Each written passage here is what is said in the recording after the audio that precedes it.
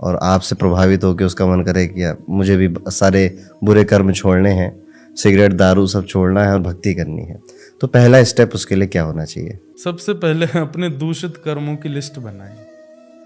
मैंने अभी आपसे ऑफ कैमरा भी ये बात कही थी कि मानव, मुझे ऐसा लगता है, सुधरने के लिए, अब कोई अल्कोहलिक है, वो जा रहे हैं साउथ इंडिया में पंचकर्मा करवा रहे हैं, वो करवा रहे हैं, करवाते हैं लोग, मेडिटेशन करते हैं आदि कि मुझे उससे बचना है। नहीं, मैं एक बात कहता हूँ कि दूषितताएं हमारे अंदर कब तक रहती हैं? जब तक हम ही उनको नहीं देते। गंदगी है कमरे में, आप देखोगे तो आपका मन करेगा ना साफ करूं इसको, लेकिन आपके अब सोफे के अंदर की गंदगी दिख ही नहीं रही तो पड़ी है, बहुत दिन तक वो कूड़ा कचड़ा वहीं रखा हुआ है।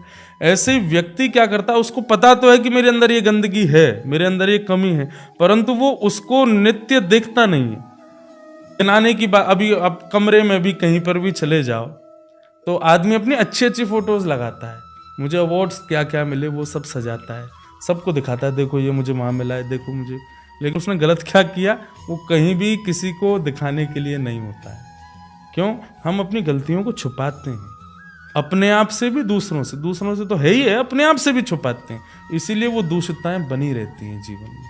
तो सबसे पहला मैं कहूँगा कि अपनी गलतियों की पहले लिस्ट बनाओ, मेरे अंदर कितनी कमी है। बहुत लंबी लिस्ट बन जाएगी। वो बनाओ, और जैसे आप नॉवल पढ़ते हो, जैसे आप व्हाट्सएप मैसेजेस पढ़ते हो, ऐसे रोज अपनी गलतियों को पढ़ो। मैं ऐसा करता हूँ, मैंने ये किया है, मैंने ये किया, रोज पढ़ो, सुबह दोपहर शाम 3 डोज लो।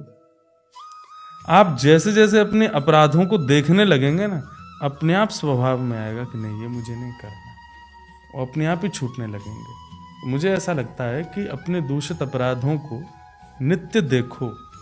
शीशे में खुद को देखते हैं ना, बाल खराब हो, आंखों का काजल फैल रहा हो, हैं, कुछ भी अस्त व्यस्त हो, हम तुरंत सुधारते हैं। शीशे का यही तो काम है। ठीक वैसे ही अपने अपराधों को भी शीशा की तरह एक जगह लिख लो, फ्रेम करा के कमरे में रखो अपने, रोज देखो। देखने मात्र से ही आपके अंदर व्यवहार आने लगेगा कि मुझे ये चीज़ ठीक करनी है, मुझे इस पर काम करना है। तो सबसे पहले तो लोग क्या करते हैं, गीता पकड़ लेंगे, लोग जाएंगे रामायण जी पढ़ने लग जाएंगे, बोले अब मुझे ठीक होना है, इससे ठीक होना है।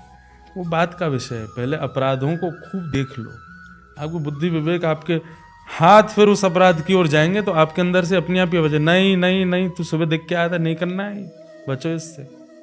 धीरे धीरे यहीं से प्रारंभ करो, फिर उसके बाद आश्रय लो भागवत जी का, गीता जी का, रामचरित, फिर किसी एक गुरु का आश्रय लो। लोग इस बात पर भी प्रश्न करते हैं कि महाराज जी हम गुरु किसको माने, हमारे वैदिक सनातन धर्म में इतने सारे गुरुजन हैं।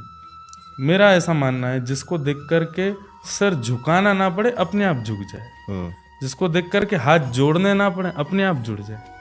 जिसको देख करके अपने अपने हृदय के कुभाव प्रकट ना कर, अपने आप प्रकट हो जाए, वही गुरु है, उसका आश्रय ले लो, बस सब ठीक हो जाएगा।